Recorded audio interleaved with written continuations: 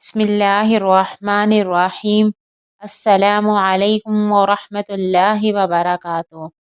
آج ہم رسول اکرم صلی اللہ علیہ وآلہ وسلم کی ایک نہایت جامعہ اور پر اثر حدیث مبارکہ پیش کر رہے ہیں، جس میں جنت کے راستے کو نہایت آسان اور واضح انداز میں بیان کیا گیا ہے۔ تو آئیے محبت، رحم اور خیرخواہی کا پیغام عام کرتے ہیں۔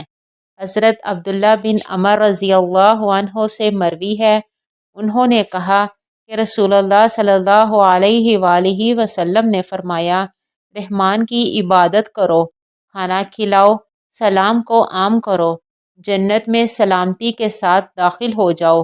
السلسلۃ الصحیحہ، حدیث نمبر 261۔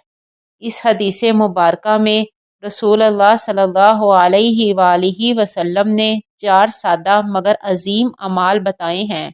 رحمان کی عبادت کرو، یعنی صرف اللہ تعالیٰ کی بندگی کرو، اسی سے مانگو، اسی پر بھروسہ رکھو۔ کھانا کھلاؤ، یہ صدقہ، مہمان نوازی اور معاشرتی بلائی کی علامت ہے جو دلوں میں محبت پیدا کرتی ہے۔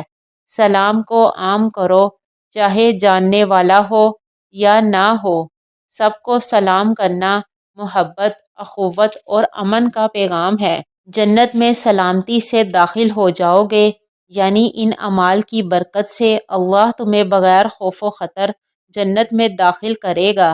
یہ حدیث ہمیں ایک خوبصورت معاشرہ قائم کرنے کا عملی راستہ دکھاتی ہے: عبادت، سخاوت، سلامتی اور محبت۔